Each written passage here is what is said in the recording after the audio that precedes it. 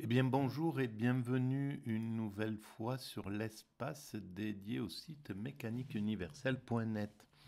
Le site qui essaie de démontrer que l'humanité dans son ensemble évolue vers son ultime perfection. Nous construisons, sans le savoir, le paradis pour nos futurs descendants. Alors si je parle d'ultime perfection, c'est pour signaler que nous sommes toujours parfaits au présent. L'humanité, elle est parfaite au présent, tout en étant perfectible. Elle n'a pas atteint son seuil de perfection, mais elle ne peut pas être au-delà de ce qu'elle est dans sa construction. Et je prends comme image l'évolution d'un humain. Un bébé, il est parfait en tant que bébé, mais il ne tient pas sur ses jambes, il tombe, voilà, il faut qu'il progresse dans son existence, mais il est parfait en tant que bébé. L'enfant est parfait en tant qu'enfant, mais il n'est pas, il est il progressera encore. Il va devenir un adolescent. L'adolescent est parfait en tant qu'adolescent, parce qu'il ne peut pas être autre chose que ça. Il ne peut pas être un adulte en étant encore adolescent. Donc il faut qu'il fasse ses erreurs, qu'il trouve ses marques, sa position, sa place, ses choix, sa vie, etc. Mais il est parfait en tant qu'adolescent. Et puis il deviendra un adulte responsable pour la plupart d'entre nous, et, etc. Et l'adulte responsable n'a pas atteint la sagesse du vieillard, par exemple. Voilà. Donc je l'explique un peu comme ça. Alors, pour démontrer cette théorie, je m'appuie sur des audios. Et là, ben, je travaille sur euh, une, une philosophie que j'ai pris sur Internet, les chemins de la philosophie, une audio, un podcast que j'ai pris sur Internet dans l'émission de France Culture qui s'appelle Les chemins de la philosophie, qui était consacrée à Husserl, le phénomène Husserl, et sur la phénoménologie. Et donc je vais lancer, c'est la dernière, normalement la dernière vidéo, et je commente. C'est comme ça que je pratique, je découvre en même temps et je commente. Alors ça sera la 6e vidéo, donc il y en a 5 avant. Si vous voulez en savoir un peu plus, vous allez sur le site, vous avez les vidéos précédentes. Alors, ce n'est pas un travail d'universitaire.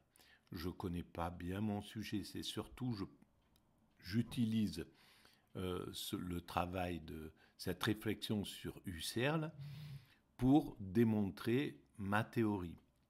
La théorie selon laquelle l'humanité va vers sa perfection.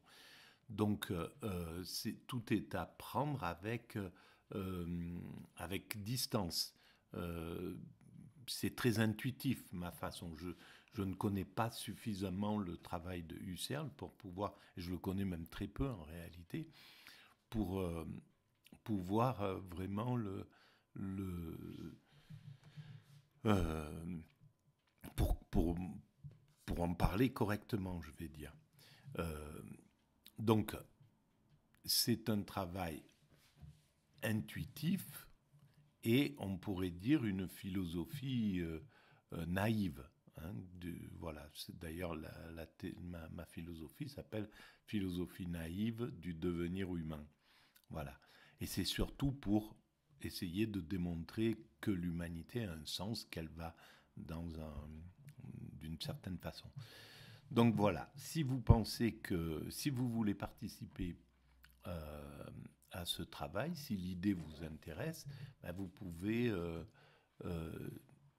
envoyer un petit mot et puis voilà, si vous avez des compétences pour, par exemple, techniques pour améliorer le site, mécaniqueuniverselle.net, pour le faire évoluer ou des idées philosophiques ou des idées euh, sur tous les plans, hein. Il n'y a pas de problème, on en discute. À côté de ça, j'ai commencé des vidéos en direct. Il y en aura une dans 1 heure, à 13 heures. Euh, Donc c'est toujours sur YouTube et voilà, je sais pas comment. Alors je sais pas comment ça apparaît sur Internet. J'ai essayé d'envoyer un message aux abonnés, mais je ne sais pas si c'est arrivé. Ben, on verra, hein, en fonction des gens qui se connectent. Et puis voilà, ça, la finalité, ça sera celle-ci, d'arriver à travailler en échange, d'avoir des controverses, de pouvoir faire évoluer cette théorie, mais de façon collégiale, qu'on puisse travailler ensemble, etc. Parce que c'est une théorie qui appartient à l'humanité. C'est pas, il se trouve que c'est venu dans mon esprit, mais c'est universel, hein, tout simplement. Et puis je vais sans doute organiser, j'ai commencé un petit peu à me pencher là-dessus et puis à oser parler parce que c'était une grosse difficulté pour moi. Il s'avère que je suis porteur de TSA, c'est-à-dire du trouble du spectre autistique, et j'ai toujours eu beaucoup de mal à parler en public, à parler devant plusieurs personnes. Enfin, je me sens pas légitime avec tout ça. Mais là, j'ai décidé de faire un effort et j'ai commencé. Donc, il y a ça qui se met en place. Et puis, je vais essayer d'organiser des semaines, des rencontres. Je sais pas comment faire encore, mais et philosopher en marchant, philosopher en jardinant, je sais pas, on peut trouver plein de trucs à la campagne. Et voilà, alors si vous avez des idées, des compétences à ce niveau-là, ben, faites-moi en part. Voilà, alors je lance l'audio. Allons-y gaiement. Vous avez raison, et il y a plusieurs niveaux et plusieurs strates de problèmes dans ce que vous venez de...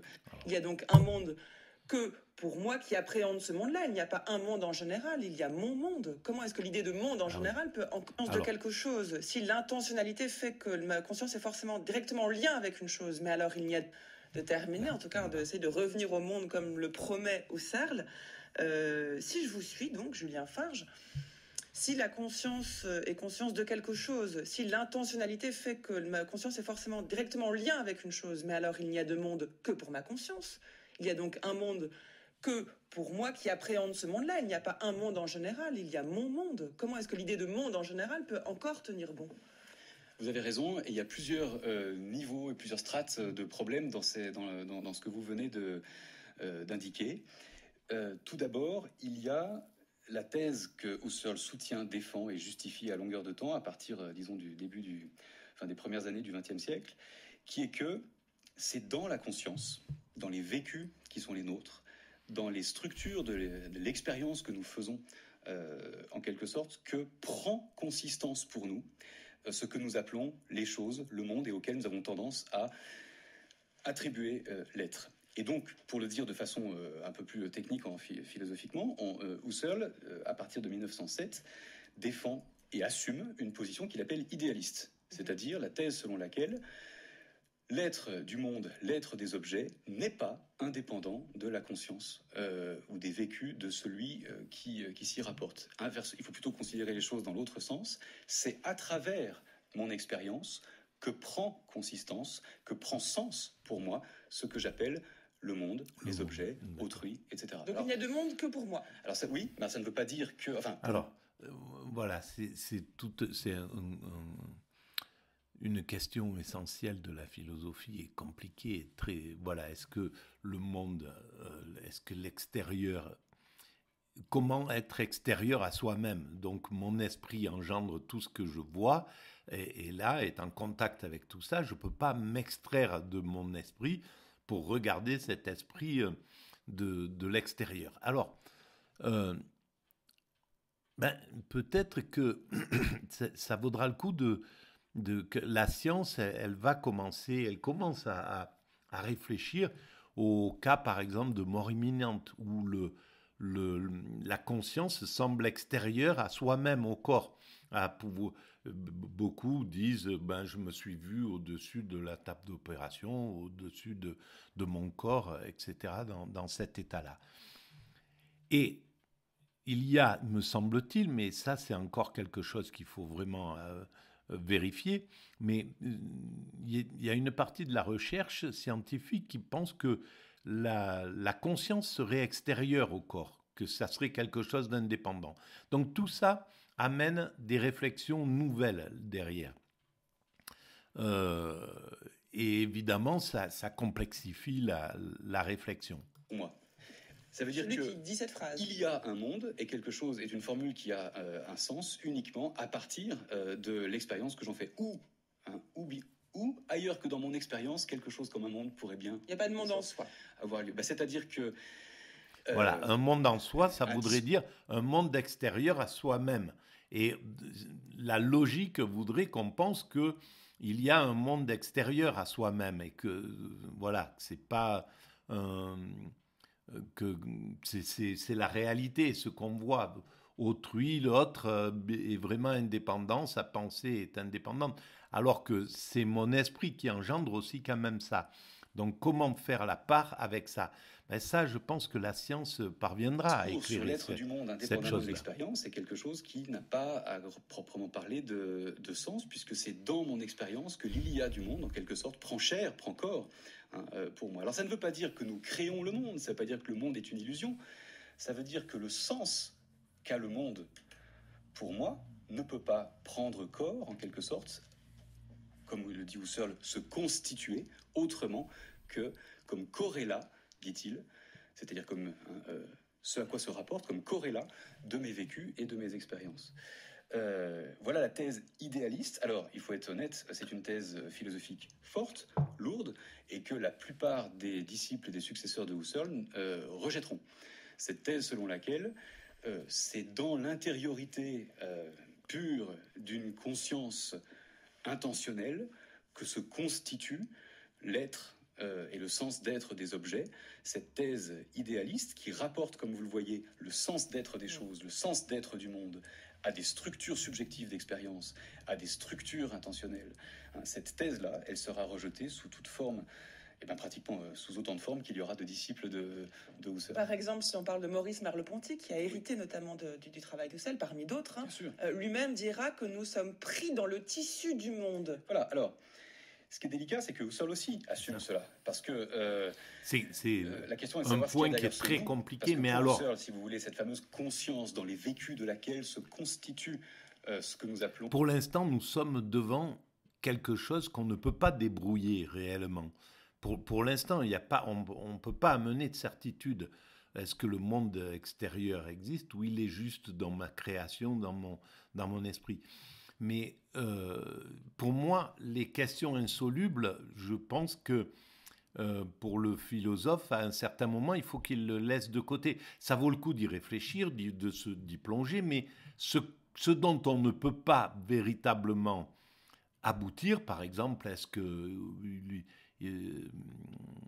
qu'il y avait quelque chose avant l'univers, ou est-ce que voilà, est-ce qu'il y a Dieu, est-ce que il n'y a pas Dieu, on peut s'y arrêter, plonger là-dedans et y passer son existence en réflexion, mais on ne pourra pas progresser dans certaines voies, on ne peut pas progresser. Donc, selon moi, en tout cas pour moi, je préfère le mettre de côté, ce qu'on ne peut pas, et donc accepter que je crois que le monde, il est tel que...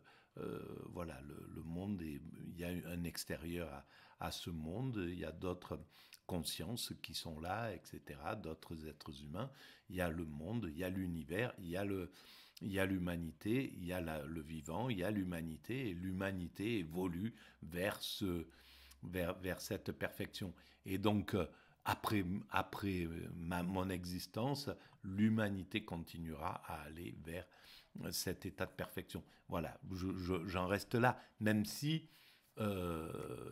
l'autre version est aussi le monde et ses mérite objets, d'être réfléchi. N'est pas en quelque sorte mon intériorité psychologique personnelle, ni la vôtre, ni celle de... Ce n'est pas une conscience psychologique, c'est ce que Husserl appelle une conscience pure, c'est-à-dire il cherche à dégager en fait les structures de l'expérience qui sont en jeu, si je puis dire, lorsque chacun d'entre nous faisons l'expérience de quelque chose. Et ces structures, elles sont celles de tout le monde, mais de personnes en particulier, ce sont des structures de ce qu'il appelle un sujet pur. Alors ce sujet pur, en effet, puisqu'il est celui dans l'expérience duquel ou dans les vécus duquel se constitue un objet ou se constitue quelque chose comme un monde, comme ce sujet pur n'est pas lui-même en quelque sorte un ingrédient du monde, il est hors monde. Mais d'un autre côté, Husserl sait très bien que nous vivons dans le monde, que nous, cette fois-ci comme humains psychiques, comme citoyens, comme amis, bon, nous vivons tous dans des structures de monde. Simplement, il faut apprendre à faire la différence entre ce je qui fait partie de l'étoffe du monde, la personne que je suis, le sujet incarné que je suis, et ce je pur, ce moi pur, c'est-à-dire en fait les structures d'expérience qui sont les miennes, corrélativement auxquelles le monde prend sa consistance. On aurait envie de demander à Husserl, d'ailleurs je vais le faire en m'adressant à vous, Julien Farge, c'est vous qui êtes là ce matin, pourquoi maintenir même cette distinction entre le sujet et le monde finalement ? Est-ce que c'est pas l'idée même de monde qui n'a plus de sens ? Alors, pourquoi la maintenir ? Parce que tout simplement, vous ne pouvez pas, c'est ce qu'on disait tout à l'heure, vous ne pouvez pas prétendre rendre raison, ou plutôt décrire ce que signifie le monde en vous installant en quelque sorte sur le sol du monde. Et voilà, ben bien sûr, c'est-à-dire que si on reste sur le côté idéaliste, c'est-à-dire tout se passe, en fait, c'est mon esprit qui crée ce qui existe. Ben à partir de là, il n'y a même plus de raison de réfléchir en réalité. C'est soit on accepte que le monde existe et qu'il a une réalité, qu'il y a une réalité, qui, même si c'est basé sur de l'illusion comme la matière formerait une illusion, et donc travailler sur ce sens. Sinon, il n'y a plus besoin de travailler. Mais ça amène peut-être à l'idée que dans l'état d'extase, il n'y a plus besoin de réfléchir. On ne se pose plus les questions de construire le monde, d'y réfléchir, de chercher son sens, de chercher son orientation, etc., etc. On est dans la contemplation et donc on est tout. On est lié au tout et on se fiche de savoir s'il y a de l'extérieur ou pas, si tout se passe à l'intérieur. Toutes ces réflexions sont abolies. Donc on n'est plus qu'en osmose avec la création. On est total. On est la totalité en réalité.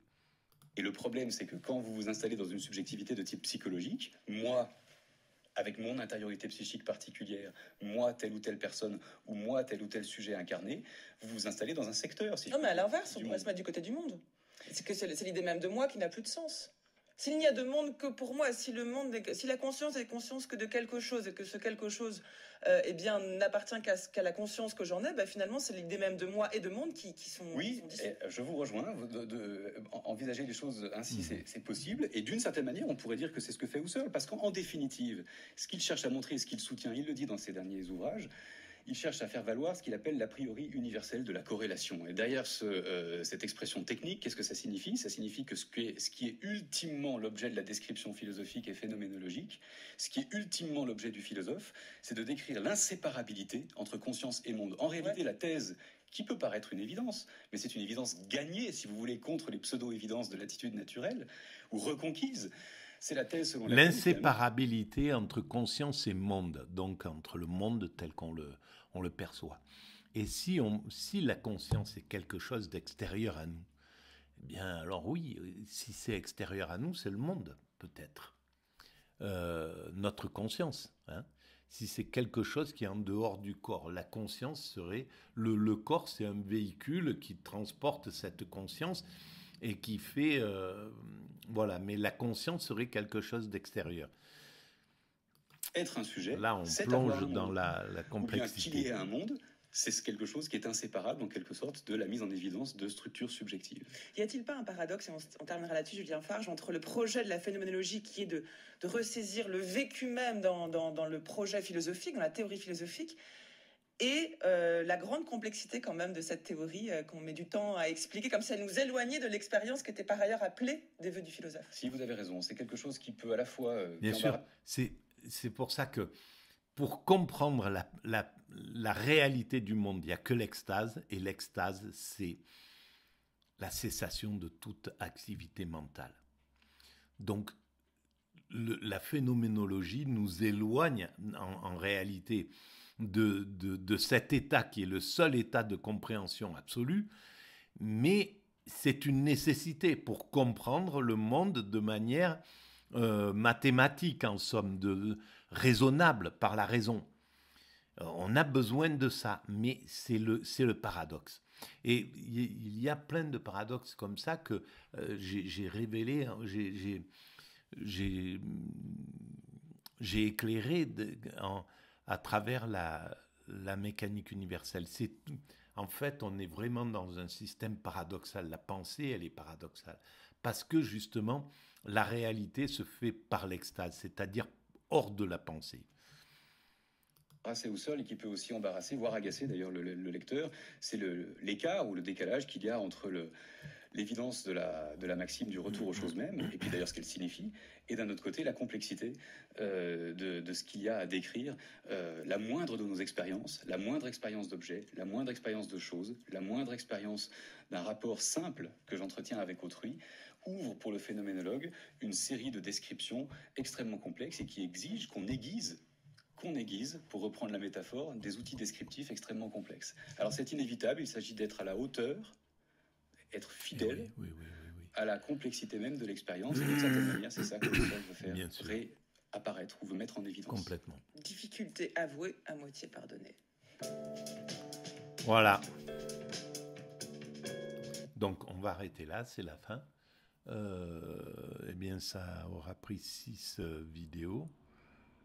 Et pour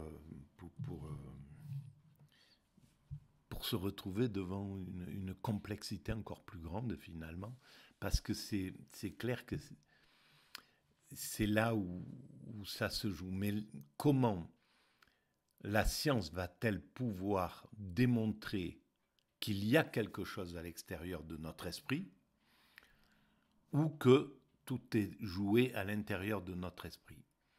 Eh bien là, ça va être quelque chose. Mais je pense que l'humanité dénouera cette question complexe. Et ça montre que le début de la théorie de la mécanique universelle, c'est l'humanité est destinée à atteindre sa perfection en développant 3 thèmes, en travaillant trois voies: la maîtrise progressive du comportement, la maîtrise jusqu'à atteindre une maîtrise parfaite, c'est-à-dire ne plus être que l'homme ne soit plus un loup pour l'homme, plus aucun homme ne représentera un danger pour autrui. Donc maîtrise progressive du comportement, maîtrise progressive de l'environnement, donc arriver à ne plus avoir aucun impact négatif sur l'environnement, tout en étant protégé des prédateurs, tout en étant protégé des caprices du climat, tout en étant protégé des risques, etc., etc. Donc tout ça, c'est la technologie qui nous y est conduit, et on atteindra cet état de perfection, je pense, peut-être à quelque chose près, peut-être, mais bon.